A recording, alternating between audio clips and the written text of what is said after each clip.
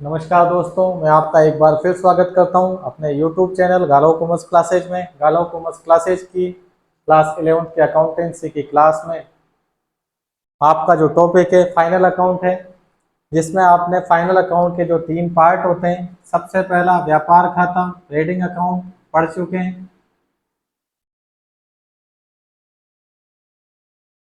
जिसको व्यापार खाता कहते हैं। सेकेंड नंबर पे P&L अकाउंट लाभ हानि खाता, इसको भी आप पढ़ चुके हैं। आपका थर्ड पार्ट चल रहा है बैलेंस शीट चिट्ठा, जिसकी 2 क्लास आप ले चुके हैं। फर्स्ट जो बैलेंस शीट की फर्स्ट क्लास थी, उसमें मैंने आपको लायबिलिटीज के मेन टॉपिक्स होते हैं उसको डिस्कस किया था। और सेकंड पार्ट में बैलेंस शीट का जो एसेट्स वाला हिस्सा होता है, संपत्ति वाला हिस्सा, जिसके मेन टॉपिक्स को हमने डिस्कस किया था, जिनके नाम मैंने आपके पहले से ही लिख रखे हैं। लायबिलिटीज में 4 टॉपिक बताए थे, एसेट्स में 3 टॉपिक्स बताए थे। फिर मैंने आपसे कहा था कि इनकी सेपरेट डिटेल मैं आपको नेक्स्ट क्लास में दूंगा। तो आज लास्ट 2 क्लास में मैंने जो आपको टॉपिक्स पढ़ाए हैं, उन बैलेंस शीट के पार्ट्स, इसमें जो टॉपिक हैं उनकी डिटेल में आज आपको अपनी क्लास में दे रहा हूँ। तो बैलेंस शीट के 2 मेन पार्ट होते हैं, एक तो लायबिलिटीज और एक एसेट्स, दायित्व और संपत्ति। तो दायित्व लायबिलिटीज साइड में मैंने आपको सबसे पहला फर्स्ट पॉइंट लिखा था कैपिटल, पूंजी। इसको डिस्कस करेंगे बच्चों। कैपिटल का मीनिंग डिस्कस करने से पहले बिजनेस का मतलब समझ लेना चाहिए। व्यापार और व्यापार करने वाला व्यक्ति दोनों अलग अलग व्यक्ति हैं, दोनों की आइडेंटिटी अलग अलग है। बिजनेस हमेशा ये कहता है उसकी सेपरेट आइडेंटिटी है, उसको स्टार्ट करने वाले से भी उसको कोई मतलब नहीं है। स्टार्ट करने वाले ने उसको जो पैसा दिया है वो उसको उसकी जिम्मेदारी समझता है, लायबिलिटी समझता है। बिजनेस ये कहता है कि अगर बिजनेस स्टार्ट करने वाला उसको पैसा नहीं देता तो हम किसी और से उधार लेते और हम उसको भी चुकाते, हमारी रेस्पॉन्सिबिलिटी थी। इसी तरह से बिजनेस स्टार्ट करने वाला बिजनेस में जो पैसा लगाता है, बिजनेस ये कहता है कि हमें आपने दिया है, हम आपको इसको वापस लौटाएंगे। तो बिजनेस अपने आप में उस पूंजी को भी क्या समझता है, लायबिलिटी समझता है। तो कैपिटल की डेफिनेशन यही है, व्यापार प्रारंभ करने वाला व्यक्ति व्यापार में जो पैसे लगाता है, मतलब बिजनेस को जो पैसे देता है, उसे क्या कहते हैं, बिजनेस में कैपिटल कहते हैं। तो बिजनेस के लिए क्या है, एक रेस्पॉन्सिबिलिटी है, दायित्व है। व्यापार करने वाला व्यक्ति व्यापार में जो पैसा लगाएगा, बिजनेस में इंट्रोड्यूस करेगा, उस पैसे को कैपिटल कहा जाता है। और जरूरी नहीं है वो पैसा ही लगाए, वो बिजनेस में अगर पैसा लगाता है व्यापार करने वाला व्यक्ति, तो उसकी एंट्री होती है cash account debit to capital. मैंने आपको जनरल एंट्रीज में ही पढ़ाया था। कैपिटल क्रेडिट हो रहा है मतलब लायबिलिटीज है। क्रेडिट साइड में या तो लायबिलिटीज होती है या इनकम होती है, और डेबिट साइड में या तो एसेट्स होगी या एक्सपेंसेज होंगे। ये कॉन्सेप्ट हमेशा माइंड में रखना। Assets and expenses always debit and liabilities and income always credit. जो हम जर्नल एंट्री करते हैं, बिजनेसमैन पैसा लगाता है तो cash account debit to capital. Business के पास कैश आ रहा है, वो एसेट्स है, और बिजनेस को हमने पैसा दिया है तो बिजनेस अपने आप में जिम्मेदारी समझ रहा है वो, इसलिए उसे क्रेडिट कैपिटल को क्या लिखते हैं, लायबिलिटी साइड में लिखते हैं अगर कैश लगाता है तो। व्यापारी व्यापार में जरूरी नहीं है कैश ही लगाए, हम अपनी खुद की कुछ एसेट्स भी लगा सकता है। तो अगर बिजनेसमैन बिजनेस में कोई एसेट्स भी लगा रहा है, other assets, building plant machinery, कुछ एसेट्स लगा रहे हैं, उस एसेट्स के अलावा कैश भी पैसा भी लगा रहे हैं फिक्स एसेट्स के अलावा, तो आपकी एंट्री हो जाएगी cash account debit assets account debit to capital. Overall business में बिजनेसमैन पे कैश लगा रहा हो या कैश के अलावा और कोई एसेट्स भी लगा रहा हो, उन सब का जो टोटल होगा वो कैपिटल है, वो बिजनेस की रेस्पॉन्सिबिलिटी है, उसे बैलेंस शीट में कैपिटल साइड में शो किया जाता है। ये आपका फर्स्ट टॉपिक है। व्यापार प्रारंभ करने वाला व्यापार में जो पूंजी लगाता है, पैसे लगाता है, चाहे तो वो नकद लगाए चाहे तो प्रॉपर्टी के रूप में लगाए, जिस भी तरह से वो पैसा लगा रहा है या कोई प्रॉपर्टी लगा रहा है, उसकी जो वेल्थ है, उसकी जो वैल्यू है, उसे आप क्या कहेंगे? कैपिटल कहेंगे। ये ही कैपिटल का मीनिंग है।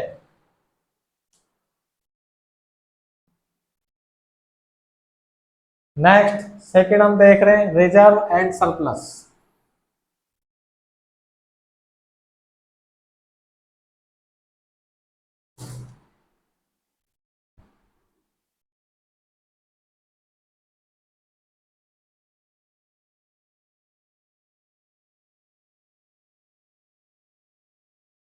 Reserve and surplus,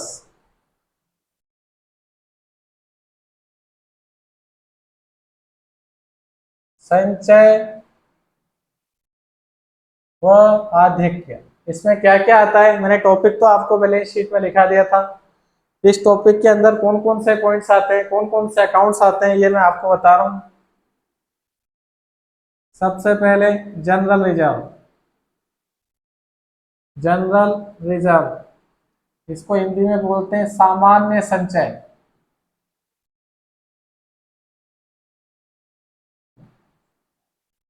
second, revenue reserve.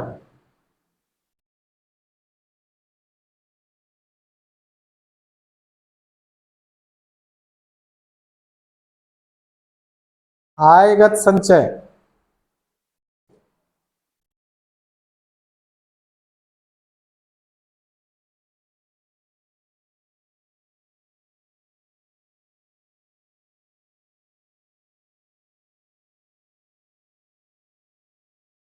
Capital reserve.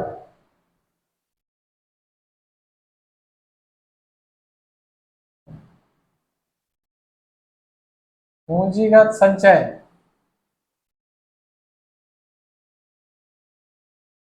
P&L account, credit balance. बच्चों जनरली ये चार चीजें ही रिजर्व एंड सरप्लस वाले टॉपिक में आती है, सिंपल बैलेंस शीट में। जनरल रिजर्व का मीनिंग है सामान्य संचय। बिजनेस अपने प्रॉफिट का कुछ हिस्सा भविष्य की कुछ आकस्मिकताओं के लिए अलग से निकाल के रख लेता है। उस प्रॉफिट का जो वो पार्ट है जिसे भविष्य के लिए रख लेता है, परमानेंट, हर बार हर साल रखता है कि कभी कोई अनहोनी हो जाए, कोई प्रॉब्लम हो जाए, तो उस कंडीशन में ये पैसा काम आ सके, तो उस हिस्से को कहा जाता है जनरल रिजर्व। व्यापार की सामान्य प्रथा के अनुसार बिजनेस का लाभों का एक हिस्सा जो अलग से निकाल के संचित कर लिया जाता है, रख लिया जाता है, उसे ही सामान्य संचय कहा जाता है, जनरल रिजर्व। प्रॉफिट में से ट्रांसफर करते हैं, it is a part of profit. यह लाभों का एक हिस्सा है जो हर साल निकाल के रख लिया जाता है। सेकंड, रेवेन्यू रिजर्व, आयगत हिस्सा। ये भी प्रॉफिट का ही एक पार्ट है जो व्यवसाय की छोटी मोटी आवश्यकताओं के लिए, ये तो कंटिन्यू रखना है, प्रथा ही है। इसके लिए क्या है? व्यापार की छोटी छोटी आवश्यकताओं के लिए लाभों का एक हिस्सा अलग से जो निकाल के रखा जाता है, उसे सामान्य संचय, सॉरी, आयगत संचय, रेवेन्यू रिजर्व बोलते हैं। कैपिटल रिजर्व, नाम से ही क्लियर है, कैपिटल पूंजी की व्यवस्था के लिए, मतलब बड़ा पर्पज है, इसके लिए बड़ा इन्वेस्टमेंट करना है, कुछ बड़े पैसे की व्यवस्था फ्यूचर में करनी है, तो उसके लिए हमें पैसे का अरेंजमेंट करना है, तो प्रॉफिट का एक पार्ट जो अलग से निकाल के रखा जाएगा ताकि फ्यूचर में किसी बड़ी प्रॉपर्टी के लिए हम व्यवस्था कर सकें, तो उसे आप क्या कहोगे? Capital reserve. कैपिटल से रिलेटेड पी&एल अकाउंट का क्रेडिट बैलेंस, मैंने आपको फाइनल अकाउंट के 3 पार्ट पढ़ाए हैं। सबसे पहला ट्रेडिंग अकाउंट, दूसरा पी&एल अकाउंट, और तीसरा पार्ट हमारा चल रहा है बैलेंस शीट। जो पी&एल अकाउंट होता है, नेट प्रॉफिट, पी&एल अकाउंट में नेट प्रॉफिट आता है, तो उस नेट प्रॉफिट को आप चाहो तो रिजर्व एंड सरप्लस के हेडिंग में पी&एल अकाउंट के क्रेडिट बैलेंस के नाम से शो कर सकते हो। एक तरीका तो यह है। नहीं, पी&एल अकाउंट आपका जो बना है लाभ हानि खाता, उसका जो प्रॉफिट साइड में टू नेट प्रॉफिट सीडी आया था, उसे आप रिजर्व एंड सरप्लस टॉपिक के अंदर पी&एल अकाउंट क्रेडिट बैलेंस के रूप में शो कर सकते हो। ये तरीका भी सही है। और चाहो तो आप कैपिटल में ऐड करके ही बता सकते हो, जो मैं आपको पढ़ाऊंगा पूरे कुछ न्यूमेरिकल के टाइम उस टाइम क्लियर कर दूंगा। तो पी एंड एल अकाउंट के प्रॉफिट का पार्ट है जो सारे रिजर्व ट्रांसफर करने के बाद बचते हैं। मान लो आपको नेट प्रॉफिट हो गया 10 लाख का, उसमें से 1 लाख रुपए आपने जनरल रिजर्व में ट्रांसफर कर दिए, 9 लाख बचे। 1 लाख रुपए रिजर्व रेवेन्यू रिजर्व में ट्रांसफर कर दिए, 8 लाख बच रहे हैं। 2 लाख रुपए कैपिटल रिजर्व में ट्रांसफर कर दिए तो अब 6 लाख रुपए बच रहे हैं। तो जो ये बचे हुए 6 लाख हैं वो आप पी में लाइबिलिटी साइड में दिखा सकते हो। आपका जो पी का बैलेंस होगा उसमें ऐड करके लिख सकते हो। ये आपका रिजर्व एंड सरप्लस हुआ।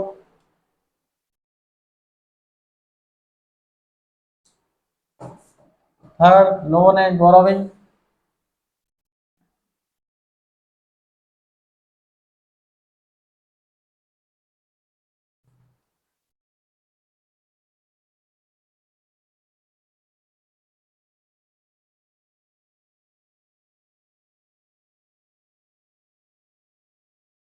Loan and borrowings.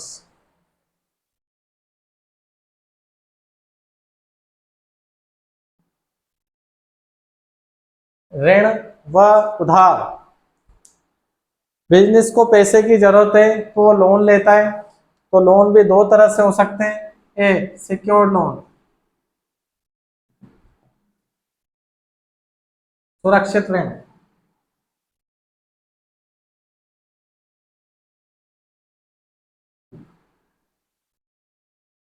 B, unsecured loan.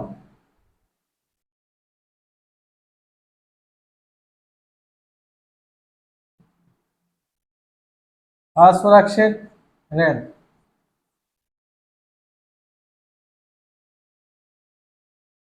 Secured loan क्या होते हैं? बिजनेस लोन लेते टाइम अपने किसी प्रॉपर्टी को, किसी एसेट्स को अगर गिरवी रख देता है तो बिजनेस द्वारा इस प्रकार से लिया गया लोन सिक्योर्ड लोन होता है।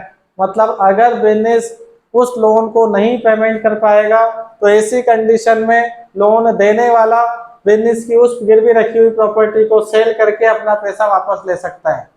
तो बिजनेस के ऐसे लोन जो किसी एसेट्स को गिरवी रखने के बदले रिसीव्ड हुए हैं वो सिक्योर्ड लोन कहलाते हैं। अब अनसिक्योर्ड लोन व्यापार द्वारा, बिजनेस द्वारा लिए गए ऐसे लोन जिसके अगेंस्ट उन्होंने कोई भी प्रॉपर्टी, कोई भी चीज गिरवी नहीं रखी है, वो अनसिक्योर्ड लोन है। क्लियर? लोन आप किस किस से ले सकते हैं? बैंक से ले सकते हैं, बैंक लोन। किसी फर्म से लोन ले सकते हो, लोन फ्रॉम फर्म और कंपनी। किसी कंपनी से लोन ले सकते हो, फाइनेंस कंपनी से। सिक्योर्ड लोन, आप लोन ले रहे हो, आप पैसा आ रहा है लेकिन उसके बदले आप अपने बिजनेस की कोई प्रॉपर्टी उनके पास, उसके कागज गिरवी रख रहे हो, ये लोन है। ऐसे ही 12th क्लास में आप पढ़ोगे डिबेंचर,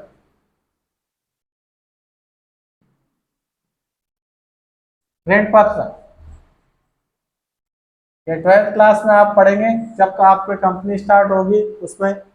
अभी जो 12th क्लास चल रही है उसमें डिबेंचर के बारे में मैंने डिटेल बताई थी, फर्स्ट क्लास में बता दिया था। डिबेंचर, कंपनी छोटे छोटे टुकड़ों में लोन लेती है, उसे डिबेंचर बोलते हैं। तो अगर कंपनी ने किसी एक ही कंपनी को बहुत सारे डिबेंचर दे दिए, बहुत सारा पैसा उधार ले लिया, उसके बदले बहुत सारे डिबेंचर दे दिए और कोई प्रॉपर्टी गिरवी रख दी, तो सिक्योर्ड डिबेंचर हो जाएगी। नेक्स्ट पार्ट है अनसिक्योर्ड लोन। कंपनी द्वारा या फर्म द्वारा लिए गए ऐसे लोन जिसके अगेंस्ट, जिसके बदले कोई भी प्रॉपर्टी कंपनी ने गिरवी नहीं रखी है, वो सारे लोन क्या कहलाते हैं? अनसिक्योर्ड लोन, असुरक्षित ऋण कहलाते हैं। ये बच्चों लोन एंड बोरोविंग्स की डिटेल थी जो मैंने आपको बताई है। जब न्यूमेरिकल से स्टार्ट होंगे जब और बढ़िया होगा।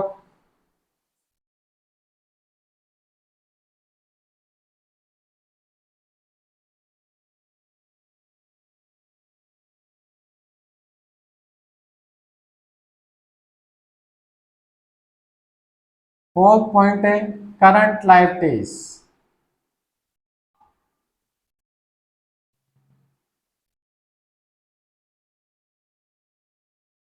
करंट लायबिलिटीज, इसको हिंदी में बोलते हैं चालू दायित्व।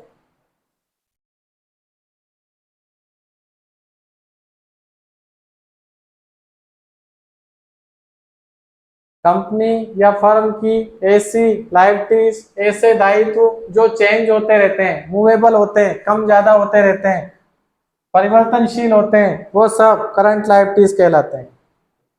इसमें सबसे पहले प्रोविजंस,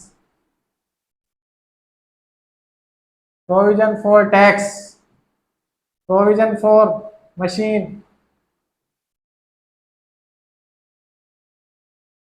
प्रोविजन फॉर वेडिंग।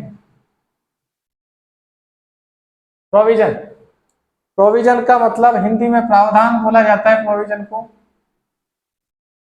किसी पर्टिकुलर ऑब्जेक्ट के लिए, किसी पर्टिकुलर एक्सपेंसेस के लिए, किसी पर्टिकुलर एसेट्स के लिए आप प्रॉफिट का एक हिस्सा बचा के रख रहे हो जिसका ऑब्जेक्ट फिक्स है कि वो मशीन लेनी है उसके लिए, तो प्रोविजन फॉर मशीन। आपको टैक्स जमा कराना है, पिछले साल आपने 10 लाख रुपए का टैक्स दिया था, तो इस साल आप जो प्रॉफिट इकट्ठा कर रहे हो उसमें से कुछ पे 10 लाख रुपए तो पहले ही निकाल के रख दोगे, प्रोविजन फॉर टैक्स, ताकि हमें एंड टाइम पे भाग के जाने की जरूरत नहीं पड़े। आपके घर में कोई भी काम होता है, मम्मी जो रहती है मैनेजर है आपके घर की मम्मी, फ्यूचर के एक्सपेंसेज का उनको पता रहता है, तो उस पर्टिकुलर एक्सपेंसेज के लिए पहले से पैसे की व्यवस्था करके वो रखती है। वो क्या है? Provision for expenses. लाइट का बिल 2 महीने में एक बार आ रहा है तो 1 महीने नहीं आएगा, दूसरे महीने आएगा, तो अपने जो बजट है हर महीने पापा जो पैसे देते हैं वो तो फिक्स है, तो प्रॉफिट का एक पार्ट हर महीने तो मम्मी को पैसे दिए जाते हैं, उसमें से एक हिस्सा वो किसके निकाल के रखते हैं कि लाइट के बिल के लिए, provision for light bill, electricity bill. तो बिजनेस में किसी पर्टिकुलर एक्सपेंसेस के लिए या फ्यूचर में कोई प्रॉपर्टी परचेज करनी है उसके लिए प्रॉफिट का एक पार्ट निकाल के अलग से रखा जाता है, वैसा इकट्ठा किया जाता है, उस प्रोसेस को प्रोविजन कहा जाता है। टैक्स चुकाने के लिए प्रोविजन बना रहे हो, प्रोविजन फॉर टैक्स। 5 साल बाद आपको 10 लाख रुपए की मशीन खरीदनी है, तो हर साल प्रॉफिट में से 2-2 लाख रुपए निकाल के आप रखे जा रहे हो, provision for washing machine, provision for washing machine. तो 5 साल में 10 लाख रुपए इकट्ठे हो गए, मार्केट में गए, प्रॉपर्टी खरीद के ले आए। बच्चों एक कॉन्सेप्ट में बता रहा हूँ, अगर आप प्रोविजन के बेस पे चलते हो तो आपको अर्निंग आपकी नॉर्मल भी रहे तो भी आप कभी भी लाइफ में डिफेक्ट नहीं खाएंगे। इसका मैं एक छोटा सा एग्जांपल बता रहा हूँ, प्रोविजन कितना इंपॉर्टेंट है, लोग बाग इसका उपयोग नहीं करते। सपोज करो आपने एक कार परचेज की है 10 लाख रुपए की, 10 लाख रुपए की आपने एक कार परचेज की है। प्रोविजन का मीनिंग बता रहा हूँ मैं आपको। आपने उसकी स्टैंडर्ड लाइफ सपोज करो मान ली कि 5 साल तक की उसकी लाइफ है, तो आप हर साल 2 लाख रुपए प्रोविजन फॉर कार के नाम से इकट्ठे करने लग जाओ। 5 साल बाद आपकी कार कम से कम 2 लाख रुपए में तो सेल होगी सही, 2 लाख रुपए तो मिल ही जाएंगे, 10 लाख रुपए में कार लेगी। आप 5 साल तक 2-2 लाख रुपए हर साल प्रोविजन फॉर कार के नाम से खरीद कर रहे हो, तो आपके पास 10 लाख रुपए ये इकट्ठे हो गए और 2 लाख रुपए आपके पास में स्क्रैप वैल्यू आ गई कार की। 10 और 2 12 लाख रुपए आपके पास इकट्ठा हो गया। अगर आप नई कार परचेज करने जाओगे तो आपको ज्यादा प्रॉब्लम नहीं आएगी। और अगर आप 5 साल की जगह 6 साल बाद जगह और फिर भी स्क्रैप वैल्यू 2 लाख रुपए मिल रही है, तो 6 साल में आपने 12 लाख रुपए इकट्ठे कर लिए, 2 लाख और हो गए, 14 लाख रुपए हो गए, 15 या 16 लाख में आपको कार मिल जाएगी, इससे ज्यादा नहीं मिलेगी उसी क्वालिटी की कार। हो सकता है आपका पैसा बच जाए। ये प्रोविजन का बेनिफिट है। कोई भी प्रॉपर्टी लेते हो तो उसकी जितनी वैल्यू रिड्यूस हो सके, मैं आगे एडजस्टमेंट पे पढ़ाऊंगा, उतना अमाउंट आप निकाल के पहले से ही रख दो कि भैया ये तो खर्च हो गया, वैल्यू डाउन होती है ना, फ्यूचर में पढ़ाऊंगा मैं एडजस्टमेंट। तो अगर आप कॉमर्स का सही इस्तेमाल करते हैं तो आप कभी भी कोई नई चीज ले सकते हो। 10 लाख रुपए की आपने कार ली थी, एक साल में आपने 2 लाख रुपए प्रोविजन फॉर कार के इकट्ठे कर लिए। 2 साल बाद आपके पास 4 लाख रुपए इकट्ठे हो गए, आपका मन हुआ कि यार नई कार लेनी है, तो आपकी कार को 2 ही साल हुए, 2 साल पुरानी कार अगर आप बेचोगे तो 10 लाख की कार 6 लाख में बिक जाएगी, मेंटेन रख रखी है तो, और 4 लाख आपके इकट्ठे हो रहे हैं, पैसे का अरेंजमेंट पूरा है। ये कॉमर्स के उपयोग है। इसको दैनिक जीवन में अगर आप काम में लेते हो तो बेनिफिट मिलता है इसका। और बिजनेस मेन कॉन्सेप्ट पे चलता है, इसलिए बिजनेस कभी डिफेक्ट नहीं खाता है। बिजनेस बहुत सी चीजें ऐसी रहती है किराए पे चलाता है, पूरा पैसा एक साथ खर्च नहीं करता, तो उसके कौन से कॉन्सेप्ट हैं, वो सारी चीजें ओरिजिनल अकाउंटिंग में आती है, जो हायर अकाउंटिंग होती है उसमें। जो फाइनेंशियल प्लानर्स होते हैं उसका कोर्स होता है, वो मैं पढ़ाता हूँ।